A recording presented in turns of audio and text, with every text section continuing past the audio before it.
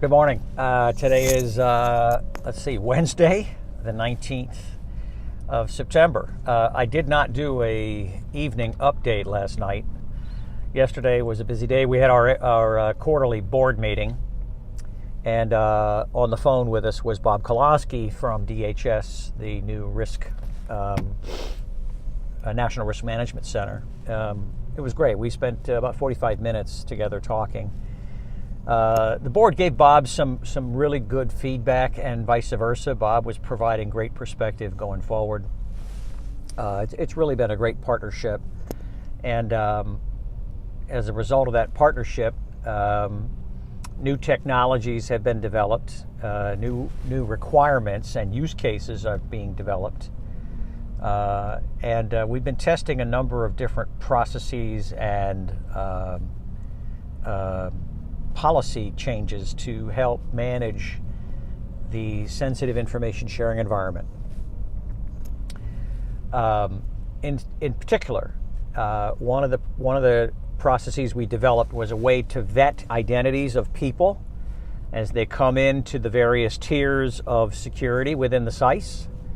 So we have kind of a general level where everybody who has an interest in learning more about the SISE or whatever comes into kind of the level one, if you will, and that is where we categorize and segment them based on their input, meaning I'm government or private sector, I'm owner-operator, or I'm a policy, I'm operations or legal, or anyway, we've got a way of slotting all this.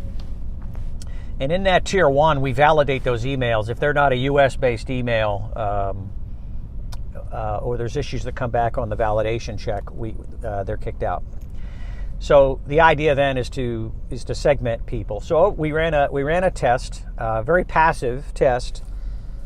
We just changed. We opened up the front door at SISE USA, siseusa.org, and that provides just the opt-in segmentation.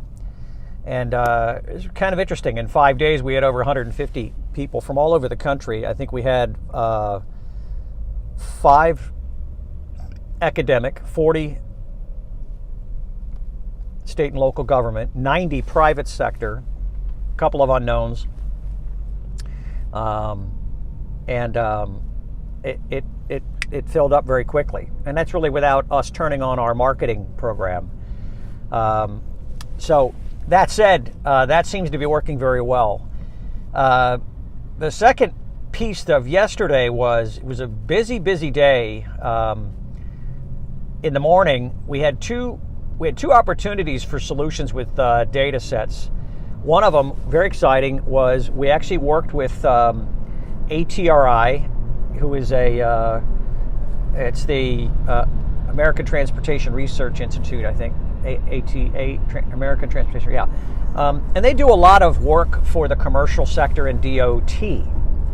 So during Harvey and Irma, they monitored over a period of time all truck movements, and they gave us a snapshot of how trucks were moving in a 12-hour increments. Anyway, it gave looking at that data, you could tell what roads were open and which ones were closed. It was really amazing.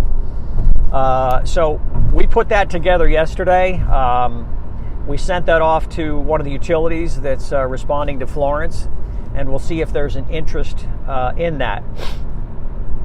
The second thing that came up was Dave Jones at Storm Center, who runs the GeoCollaborate product, was working with NOAA on some new flooding data sets, and he matched up a series of data sets that would be predictive on road closures or openings. Amazing. Watching floodwaters rise, looking at the heights of these bridges, or short bridges, if you will, roads, and he could tell, hey, that road right there, that's going to be closed until on or about the 27th of September. Freaking amazing. So we had a quick webinar. We put a video together. I sent it off to one of the utilities. This is very powerful for them because they can get real-time data for their decision making. But more importantly, they can send 100 contractors to this one dashboard, which doesn't require a login. And that thing sits there 24/7 and updates the current status, right? So it's a specific dashboard made by GeoCollaborate just for this utility and their contractors. So you don't have to send all these emails and, hey, is that the latest one? Is that the oldest one? It's just there, and it gets everyone on the same page at the same instant. That's data-driven decision making at its best. So last night I talked to Persia Payne Hurley down in North Carolina OEM. Boy, they are hands down in full battle mode. And she just told me about the great public-private partnership going on down there with companies, contributing money. I mean, $1 million from one of them. We had this parking lot staging area going on with Walmart that utilities are using.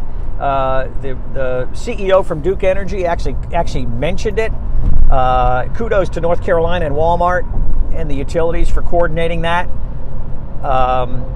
We had a number of successes that we'll document that are just a testament to trusting relationships. And when there's trust there, you can do anything. The hardest part is building the trust, okay?